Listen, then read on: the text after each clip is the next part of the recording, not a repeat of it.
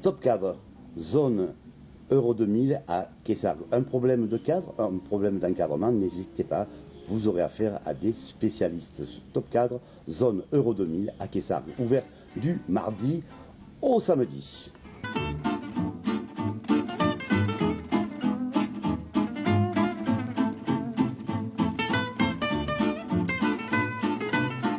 Tête à tête et nombre 7 ont sélectionné pour vous cette semaine les aventures de Berthe Poul. Cette sélection de 3 ouvrages de Nicole Gilles Rivière. La veille du départ, Berthe Poul n'avait pas pu dormir, ou très peu. La soirée avait été longue et émouvante. Aidée par Babounette et Berthe Poul avaient allumé un grand feu dans le pré. Tout le poulailler s'était rassemblé autour du brasier.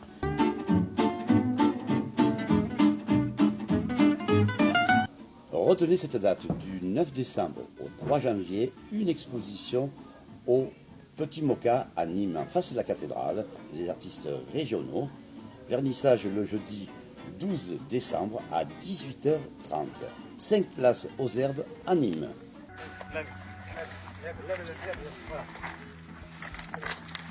très belle épreuve, super bon parcours.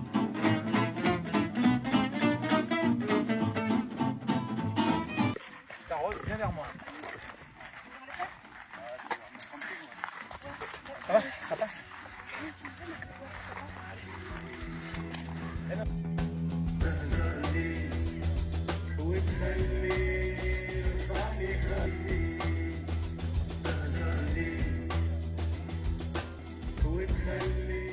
Fabien, alors cette course, qu'est-ce que t'en penses? Donc bonjour à vous trois. Bonjour. Pourquoi avoir accepté l'invitation de Patrick? Du coup, on a accepté cette invitation parce que dans le cadre de notre projet sportif inclusif, on a un réel besoin de communiquer sur notre projet. Et voilà, donc c'est l'une de ces raisons pour laquelle on a accepté son invitation. Voilà. Traverser la vie en s'apitoyant sur son sort, c'est comme traverser une rivière en portant son canoë. Les émissions se suivent mais ne se ressemblent pas, et Tête à Tête vous propose un thème différent où nous parlerons d'une aventure extraordinaire mais surtout humaine. Nous avons tous besoin d'un guide dans la vie, mais quelle belle leçon il nous donne tous. Leçon de vie, leçon de donner aux autres, leçon et de confiance. En effet, nous recevons 2 athlètes, Jean-François Vigas, accompagnateur, et Patrick Personne, non-voyant, tous 2 participants à la 35e édition du Marathon des Sables, manifestation qui se déroulera en avril 2020 au Maroc. Messieurs, bonjour et soyez les bienvenus dans l'émission Tête à Tête. Bonjour, merci. Bonjour. Alors, Fred Barretti, président de la Fédération des aveugles et amblyopes de France, Gare-Lozère, c'est bien ça, je me suis pas trompé. Parfait. Se joint à nous pour cet entretien, pour discuter tout simplement de ce marathon. Bonjour Patrick, bonjour à tous. Bonjour à toi Fred. Nous connaissons maintenant depuis quelques années. Quelques années. Donc, on y tenait à cette émission. C'est ça qui m'a fait découvrir Patrick et son accompagnateur. Et c'est important pour nous. Nous avions vraiment besoin et envie d'en parler. Ok, écoute, on est là pour ça. Voilà. Bon, alors pensons à parler tous un peu plus fort, s'il vous plaît. Alors, sous le regard bien sûr de bébé Benjamin Baron, à la vision, au montage, mais également à la lumière. Michel Monteil, le caricaturiste maison, qui d'un seul trait croquera nos invités, et pour cela, sans carte blanche. Et il y a bien sûr Béatrice qui, elle, Béatrice, notre photographe, tu vas éviter les flous aujourd'hui, s'il te plaît, merci. Donc, président de la Fédération française de Gare-Lozère, de son club handisport, c'est Fred dont je voulais parler, administrateur national et vice-président de sa commission sport en charge du développement et de la pratique sportive, je ne me trompe toujours pas? Absolument pas, tu es parfait. Et administrateur de la RAMAV. Oui. On peut dire ce qu'est la RAMAV? Alors la RAMAV, c'est une clinique qui est sur Nîmes et c'est une clinique de rééducation fonctionnelle pour les personnes déficientes visuelles. Il faut savoir que c'est un établissement où viennent des patients qui sont domiciliés sur l'ensemble du territoire national et qui sont pris en charge comme des personnes hospitalisées, où est-ce qu'on va leur apprendre à revivre avec leur pathologie, avec leur handicap visuel. Alors il y a des personnes non-voyantes et des personnes malvoyantes qui vont donc être pris en charge par des professionnels du secteur médico-social où on va leur apprendre à se déplacer, on va leur apprendre à faire des gestes de la vie quotidienne. Et ils en ressortent tous généralement épanouis et avec un nouveau chemin de vie. Et puis par exemple, apprendre à marcher avec une canne blanche. Complètement, ils vont apprendre à se déplacer grâce à des instructeurs à locomotion. Ils vont mettre en place des techniques qui vont leur permettre de se déplacer en toute sécurité et dans la rue, dans leur domicile et dans les lieux inconnus. Patrick, toi tu marches avec une canne blanche Oui, oui, électronique. Électronique. Oui, oui. Ah, c'est la raison pour laquelle tu as un écouteur. Non, non, l'écouteur, c'est pour le téléphone. Ça. C'est pour le téléphone. Oui. Je croyais qu'en plus de ton voyant, tu étais sourd. Non, non, non, non. Ah, non, oui, J'entends très c'est bien. pas possible. Tu sais que je Il entend plaisante. très bien. Oui, oui. Tu sais que je plaisante. Oui, oui, bien Bon alors, Marathon des Sables est une aventure avant tout humaine, comme je le précisais tout à l'heure. Tu as toi qui vas... Qu'est-ce qui t'a poussé à accompagner? Qu'est-ce qui te pousse à continuer ce Marathon des Sables? C'est une très bonne question, Patrick. Et je vais y répondre. Vas-y. Ben, en fait, moi, j'ai déjà fait le Marathon des Sables. Ouais, oui. J'ai fait le Marathon des Sables en 2001 et en 2003, donc ça remonte quand même à quelques années. Et à l'époque, je m'étais dit, bon, cette course, elle m'a pris énormément de temps pour l'entraînement, pour plein de choses. Et je ne referai plus cette course, plus jamais. C'est trop difficile. Enfin, c'était pas que c'était trop difficile, c'était que ça demande un investissement important sur le temps pour pouvoir dire, on va finir cette course, parce que c'est quand même une course très, très, très, très, très, très complexe. Alors, du coup, les années ont passé et dans un coin de ma tête, c'est comme tous les gens qui font des courses extrêmes de longue durée, du trail, de l'ultra-trail, on se dit plus jamais ça. Et finalement, 48 heures après, on change d'avis. Parce que le corps a récupéré un peu, on va dire, plutôt la tête qui a récupéré, le corps n'a pas récupéré, mais la tête a récupéré, tête à tête. Ah, merci. Et voilà.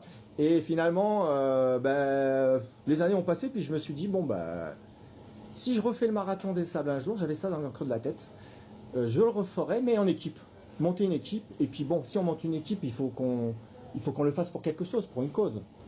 Et en fait, les relations et les aléas de la vie m'ont permis de rencontrer certaines personnes qui m'ont dirigé vers le handicap, et particulièrement la cécité.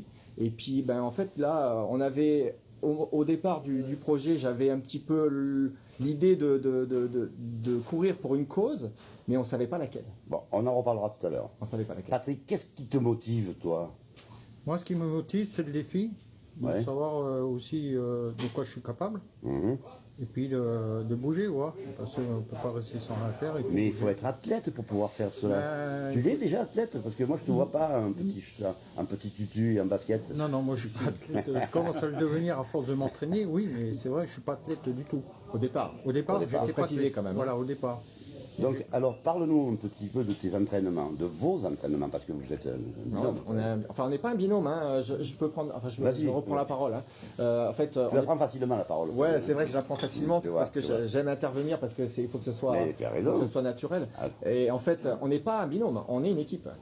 Patrick s'entraîne aussi avec d'autres personnes. Moi, je suis son accompagnateur le plus proche parce que pour des raisons de logistique, je vais le chercher chez lui. C'est Enfin, toi qui vas le guider je- quand même pendant ce marathon. Tout à fait, tout à fait. Mais il n'y a pas que moi, il y aura d'autres personnes de l'équipe aussi qui D'accord. vont le guider. On va se relayer à le guider, Patrick. Il n'y aura pas que moi. Parlez-nous un petit peu de ces fameuses chaussures basket qui sont connectées.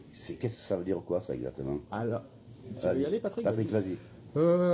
Disons que ces semelles-là ils ont des capteurs, je crois 105 par chaussure, et ça sert à capter le positionnement des pieds, comment on fait quand on court ou quand on marche pour les appuis. Et cela servira. Et cela servira plus tard pour fabriquer sûrement des baskets, des chaussures pour mieux prévenir les blessures. Ouais, Donc c'est tout un... les ampoules, les tendons, Voilà. les ligaments, etc. En etc. fait, ces semelles, au départ, elles sont prévues pour les gens qui ont la maladie de Parkinson. Il y a une étude préclinique qui est en cours. Et en fait, aujourd'hui, nous, on va les tester en milieu hostile, dans le désert. Comme il disait, elles sont équipées de 5 capteurs chacune. Et ça va permettre aux chercheurs du centre Euromove de Montpellier, l'un de nos partenaires principaux, de faire des recherches au niveau scientifique pour permettre, avec leurs recherches, de travailler sur le mouvement humain. Ça veut dire qu'en fait, quand on va courir avec un téléphone qui sera relié aux semelles. Et ce téléphone va enregistrer toutes les données de la semelle et ça partira dans le big data, dans le cloud, et ça sera récupéré par les chercheurs qui analyseront donc notre foulée. Et normalement, c'est prévu pour éviter la blessure chez le coureur à pied, pour avoir vraiment la foulée idéale, pas courir trop vite, pas courir trop lentement, parce qu'à un moment donné, quand on court trop vite, on peut se fatiguer très rapidement, et il ne faut pas non plus courir trop lentement. Très bien. Alors vous vous entraînez où, Patrick? Non, au cours du roi, Ah, ben, bien sûr. directement. Vous allez dans à le les sable. Spiguettes, peut-être, non? Spiguettes, oui. On va- Ah oui, mais il n'y a personne. Même en été, vous y allez à les Spiguettes? Ben, cet été, on n'y est pas allé parce qu'on a commencé il n'y a pas longtemps. Parce que vous courez avec un short, que là-bas, en principe, à les Spiguettes, Ah on n'a pas de En short. ce moment, avec le temps qu'il fait, on n'a pas le temps de courir en short. C'est la question piège, Patrick. Ouais, ouais, non. Donc, alors, vous vous entraînez à les Spiguettes, c'est bien. Vous vous entraînez combien d'heures par jour? Alors, pas par jour, on y va, en ce moment, on y va une fois par semaine, parce qu'en fait, ce qu'on appelle en course à pied, on fait un travail de bloc. Je peux peut-être expliquer ce que ça veut dire, le bloc. Rapidement, parce que tu sais qu'elle dure une demi-heure, l'émission. Voilà, c'est ça. Le travail de bloc, c'est-à-dire, on va courir, on fait une grosse sortie qui fait 3-4 heures, sur 24 bandes, dans 24 km dans les dunes, et le lendemain, on réenchaîne avec une autre petite sortie, mais pas au même endroit. D'accord. Dites-moi, alors malgré le nom trompeur, ce n'est pas 42 km de marathon, mais parce que vous allez faire plus de 200 km, c'est ça, je ne me trompe pas, Patrick? 250. 250 km. Alors ça se déroule comment, de quelle façon? Il y a plusieurs étapes, il y a 6 étapes, c'est ça? Oui, il y a Hein 6 étapes. Après, les étapes, bon, je ne connais pas par cœur au niveau kilométrage. Mhm. Donc, alors, 6 étapes sur 10 jours, c'est ça? 6 jours. 6 jours. Non, En fait, c'est 7 jours. 7 jours. Ouais. Donc vous partez de Paris. Non, nous, on va partir de Montpellier. De Montpellier. Ou de Nîmes. Mais enfin, Ouais, mais le départ, c'est Paris. Le départ, Pour- c'est pour le- Paris, ouais. direction le Maroc, Direction le Maroc, ouais. premier bivouac. Après, on est acheminé par l'organisation du Marathon des Sables dans le désert. On ne sait pas où c'est tenu secret jusqu'au dernier moment. Pour D'accord. des raisons de sécurité et des raisons de tricherie. Donc ça, c'est très bien. Donc il y a également un test de santé. Oui, bien sûr. Puisque ça, c'est important, mais ça, ce test, vous pouvez le passer avant quand même. Ah oui, bah, c'est obligatoire. On est obligé de partir avec un électrocardiogramme moins de 3 mois. Donc, D'accord. on va passer nos tests en début d'année, là.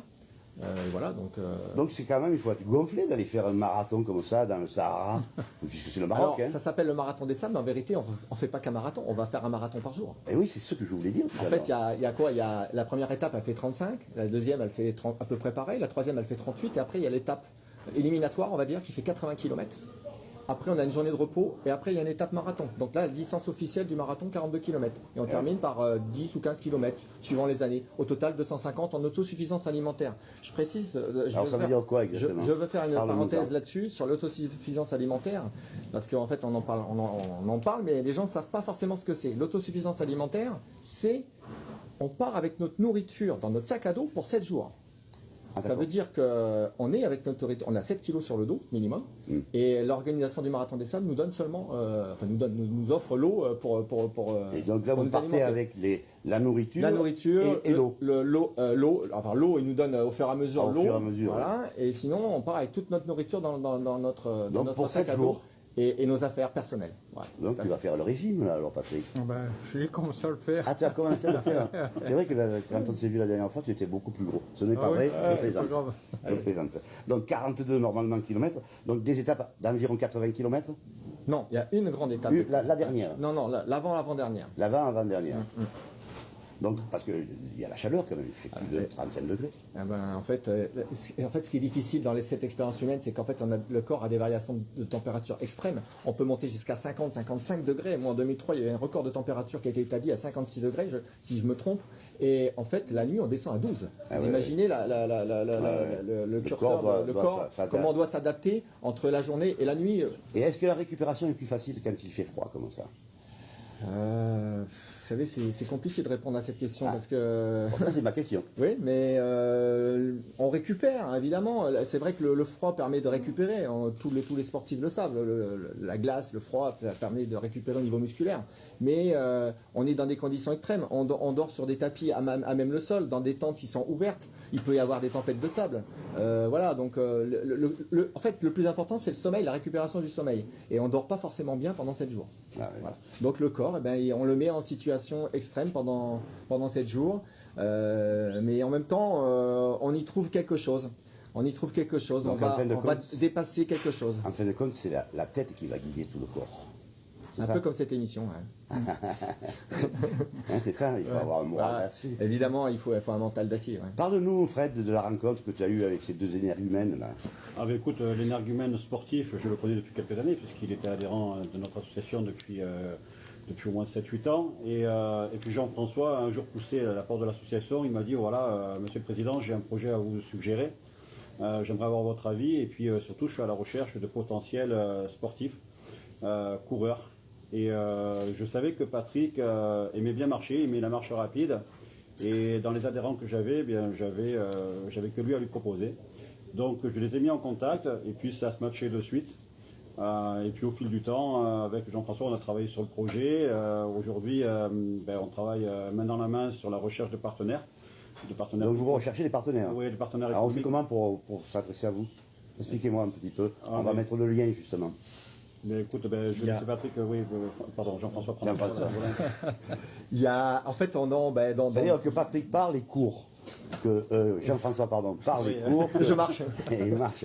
Et Patrick réfléchit et court. Ouais. En fait, pour nous contacter, c'est assez facile. Hein. Ouais. On a créé un site qui s'appelle Les Lions du Désert, puisque c'est le nom de notre équipe. Les lions. Donc www.leslionsdudésert.com, c'est facile. Et puis après, il y a un numéro de téléphone, il y a l'adresse de la FAF, la fédération. Et dans l'équipe, vous êtes combien? Alors, on est... À partir. on est, en France, on est 5. Ah d'accord. Et on a oublié de le dire, on a créé une alliance avec le Maroc, une alliance sportive. Oui. Et en fait, on a dans notre équipe une légende du marathon des sables, Mhm. qui s'appelle Monsieur Lassen Hansal, qui a gagné 10 fois le marathon des sables, et qui est parrain de notre équipe, et qui va courir avec nous dans notre équipe en 2020. Et en fait, on a créé une alliance avec le Lions Club International au niveau sportif, avec le club de Rabat et de Casablanca, pour se dire, vous avez créé une équipe française de sportifs, et nous, on va se joindre à vous, on va se greffer sur vous, pour amener aussi de la non-voyance, enfin des gens qui sont déficients visuels dans notre équipe. Donc on va former une équipe inclusive franco-marocaine. Donc il va y avoir des non-voyants dans l'équipe marocaine qui va se joindre. Alors, il y a un non non-voyant. Pour l'instant, on a trouvé un sportif de haut niveau non-voyant qui s'appelle Abdelila Aman, qui est champion olympique sur 800 mètres en e-sport et champion du monde, D'accord. champion du Maroc aussi. Donc, c'est une belle référence. On a son coach qui s'appelle Ahmed Farah, et lui, c'est lui qui va le coacher, l'entraîner jusqu'au marathon des sables. Et c'est un coach professionnel qui est aussi marathonien, et Ahmed est aussi handicapé puisqu'il est né avec un demi-bras en moins. Donc il va entraîner le malvoyant marocain. Donc tout ça, on est vraiment dans une Il inclusion entraîne, il totale. n'accompagne pas pendant le Et marathon. s'il va l'accompagner, il l'entraîne, il va l'accompagner, il fait partie de l'équipe. C'est là où je trouve qu'on fait on fait vraiment une équipe dans bloc. le rapprochement des êtres et des cultures entre la France et le Maroc. On fait vraiment un pont entre la France et le Maroc dans l'inclusion et le handicap. Et ça, le Lions Club International du Maroc nous aide beaucoup on va avoir toute la presse marocaine qui va couvrir Et en France, l'événement. qui est-ce qui couvre l'événement? Alors en France, à travers les médias du Marathon des Sables, le projet est relayé sur les plus grands médias nationaux, TF1, Oui. France 2, Tête à tête. France 5, Tête à Tête, pour pas les nommer. Et voilà, donc du coup, vous savez très bien que le Marathon des Sables, c'est un peu l'équivalent du Paris-Dakar, mais en courant. On Donc, parlait justement de la connexion avec les chaussures. Mhm. Est-ce qu'il va y avoir une connexion au quotidien pour savoir ce que vous faites ou où vous en êtes? Alors évidemment, on a comme tout le monde, aujourd'hui on est sur les réseaux sociaux, on a une page Facebook, on a une page Twitter, on a une chaîne YouTube, tout est en train de se mettre en place, on a un Instagram, enfin voilà, tout ça c'est relié avec notre site internet, et on communique au fil du temps nos entraînements. Il y a déjà à peu près 12 films qui ont été réalisés, des petits courts-métrages. C'est toi qui les réalises. C'est moi qui les réalise. Et en fait, l'objet final de cette aventure, c'est d'en faire un film documentaire. Donc la caméra, elle tourne depuis février sur tous nos entraînements. On a été 2 fois au Maroc faire des courses préparatoires. Et financièrement, qui est-ce qui gère tout ça? Lorsque vous partez au Maroc, par exemple. Alors, on s'autofinance nous-mêmes. Ouais. Chacun paye son voyage. C'est un investissement de chaque coureur. C'est la raison pour laquelle je voulais poser cette question. Ben, bien sûr, parce qu'aujourd'hui, on n'a pas les fonds pour. On n'a pas un gros sponsor qui nous a dit allez vous entraîner, payez votre balle. Non, non, on s'autosuffit. Et l'État ne peut rien faire. Là. Il y a quand même un ministère de la Jeunesse et des Sports. Il y a quand même un... Alors, messieurs, je vais répondre. Allez, vas-y, réponds. Je vais répondre parce Réponds. que l'État, on sait comment ça fonctionne. Il Ouais. faut monter des dossiers qui sont super lourds. Et en France, je crois qu'on est un peu mauvais pour remplir des dossiers Ouais. qui font 50 pages. Et puis bon, nous, on est un peu pris par le temps pour monter ces dossiers. Alors, on n'a pas peut-être les ressources. Au moment où j'ai lancé ce projet avec Frédéric l'année dernière, on n'avait peut-être pas les ressources humaines pour monter des dossiers européens, d'aide européenne, d'aide sur le sport au niveau national. Mais bon, aujourd'hui, oui, pourquoi pas. Si on est aidé par le ministère, ben, c'est tant mieux. Mais bon, nous, on n'a pas le temps de monter un dossier. En tous les cas, on n'a pas les ressources humaines pour le J'ai monter à compris. ce jour. Et sur le plan local, on prend une ville comme Nîmes, par Ouais, exemple. ouais. Est-ce on a Julien Plantier qui s'occupe du Ben, sport ici. on l'a contacté. Et alors, qu'est-ce qu'il a dit, Julien Plantier? Frédéric va peut-être répondre à ma place. Vas-y, parce que, Fred. Julien nous a répondu, faites-nous une demande de subvention, on va voir ce que l'on peut faire. D'accord. Donc je l'ai faite, Alors, je Julien- l'ai sollicité. Julien Plantier, je sais que tu regardes l'émission. Voilà. Tu as de quoi faire, là. Hein? Un C'est grand bon, merci Julien d'avance. Bien. Alors, on sait que vous partez avec pratiquement dans votre sac à dos plus de 7 kilos. ouais, à peu près. Ça va être 7, 7,5. Ouais. 7, 7,5. Ouais. Que vous allez affronter des températures extrêmes. Plus de 33 degrés. Ah oui. Et donc, toi, tu t'y es quand même habitué à toutes ces conditions extrêmes, Patrick.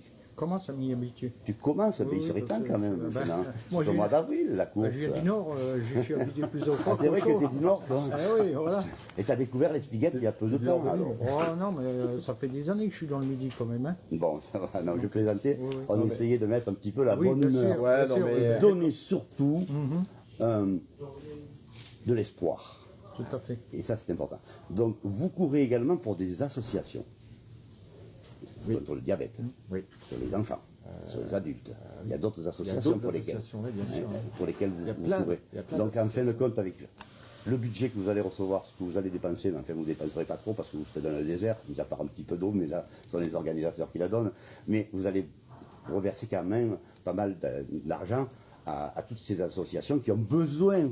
Parce que l'État, les municipalités ne font pas grand-chose, à moins d'être un artiste connu et dire voilà, je me bats contre ça. Je vais arrêter parce que ça va m'énerver. Bah, je vais répondre succinctement et Frédéric prendra le relais. Bah oui, évidemment. Le but de ce projet, c'est de communiquer en masse pour savoir ce qu'on est capable de faire en équipe et de monter un projet de communication avec la Fédération des aveugles de France. Et si on dépasse notre budget, on a l'argent qu'il faut, cet argent servira à la FAF pour monter d'autres projets de sportifs avec d'autres handicapés, pourquoi pas avec la RAMAV, pourquoi pas avec la FAF.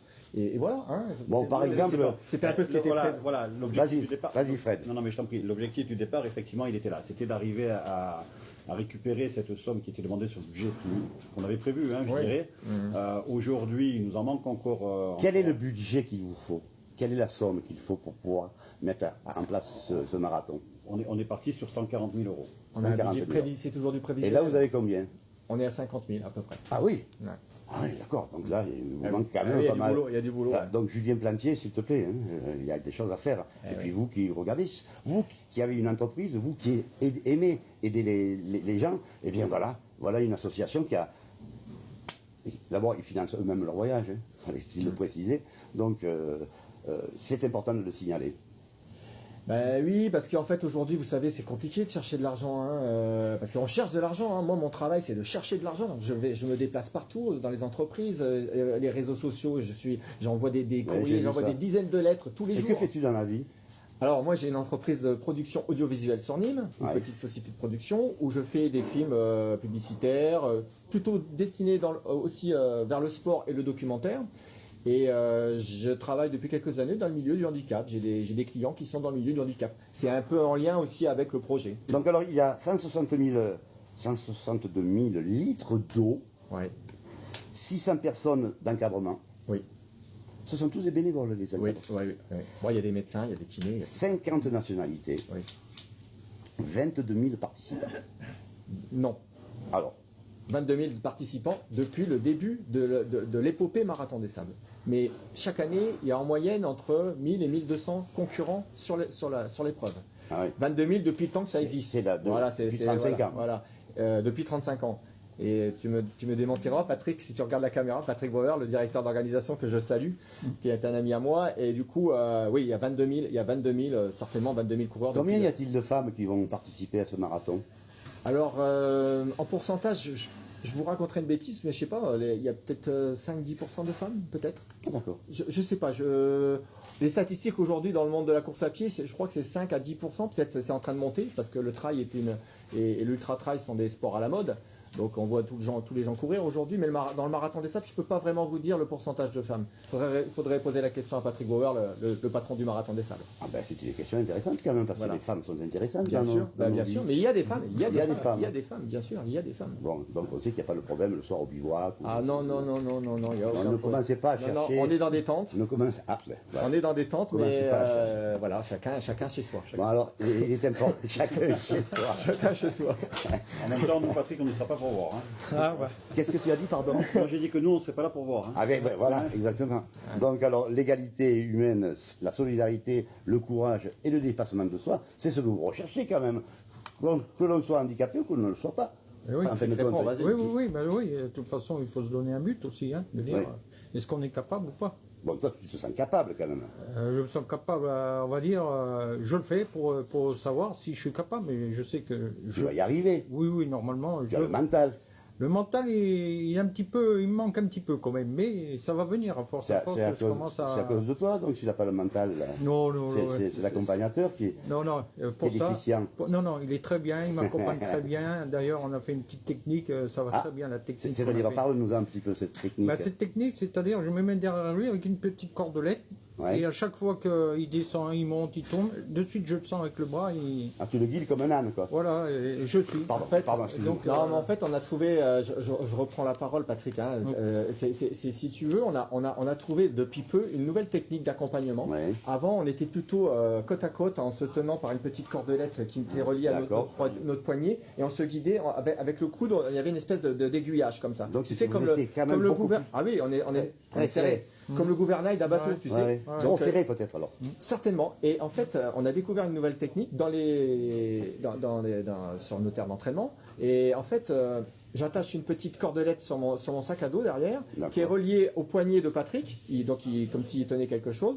Et en fait, il ressent, il arrive à anticiper mon mouvement, ce qui lui permet d'être beaucoup plus en confiance. Et en fait, en faisant ça, moi, je lui évite aussi de le téléguider en lui parlant. Du coup, moi, je me fatigue moins parce que c'est très énergivore d'accompagner quelqu'un. Et lui, en plus, il se concentre. Enfin, il n'a pas besoin de se concentrer comme il avait besoin de se concentrer avant. Donc, on essaye cette nouvelle technique qui, a priori, est plutôt bien partie parce que. Cette distance est importante. Alors, on est proche, on est peut-être à 30-40 cm l'un D'accord. de l'autre. Mais en fait, il ressent où moi je vais. Et par exemple, si je décide de tourner au dernier moment à gauche, hop, tout de suite, ça Ah, bien sûr. le fait souvent rire d'ailleurs, il rigole à chaque fois. Ouais. Parce qu'on prend un virage à gauche, on prend un virage à droite. Et en fait, il réagit très très bien. Et en plus, il réagit dans des endroits, dans les dunes. On est dans du sable. Quand on s'entraîne à l'Espiguette, on est vraiment dans des belles dunes. Et sur le bord de mer, pareil, quand les endroits ne sont pas forcément toujours stables. Donc, en fait, on a trouvé une technique qui est plutôt pas mal. Donc, on est en train de l'expérimenter. Bon, écoute, moi, alors qu'est-ce qu'on peut vous souhaiter? C'est qu'il y ait des sponsors, des partenaires qui viennent vous aider. Alors messieurs, vous mesdames qui êtes chefs d'entreprise, vous les municipalités, ben, n'hésitez pas. Ils viennent s'entraîner au Gros du Roi, pourquoi pas. La municipalité du Gros du Roi pourrait vous aider, la Grande Motte, mais Nîmes en particulier. Donc n'hésitez pas à faire un effort parce que c'est important. Sachez quand même qu'ils financent eux-mêmes leur voyage.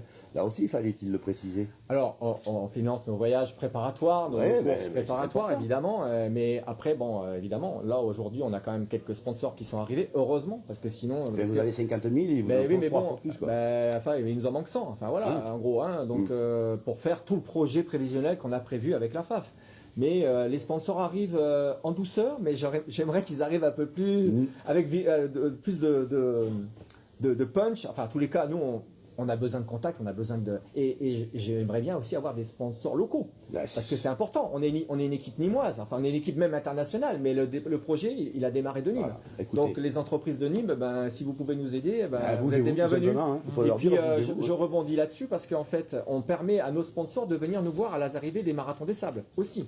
Ça veut dire que voilà, si vous êtes sponsor, eh ben, vous pouvez aussi venir voir l'équipe à l'arrivée du Marathon des Sables et fêter notre victoire humaine ensemble. Et si toutefois la municipalité de Nîmes, ça sera au mois d'avril, Oui, avril, ouais, tout à fait. mais les élections seront passées.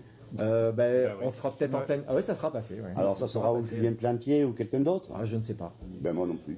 Quoi qu'il en soit, ce que je sais, c'est que nous avons tous été heureux, l'équipe, de vous recevoir ce matin. Merci. Bon, un peu moins Fred, parce que Fred, nous le connaissons trop. Je ne rajouterai rien. Alors, nous avons un jeune stagiaire avec nous qui s'appelle Romain. Béatrice est toujours là avec son appareil. Benji, bien sûr, à la lumière et au montage. Quant à Michel, il est en train de dessiner, tout simplement. Alors, nous voulions vous remercier de nous suivre au quotidien, comme ça. Merci à tous nos partenaires. Et puis, nous vous souhaitons bonne route et gardez le moral et tout ira bien. Merci à toutes, merci à tous. Merci. À très bientôt. Au revoir. Merci, Merci, Patrick. au revoir. Merci, Patrick.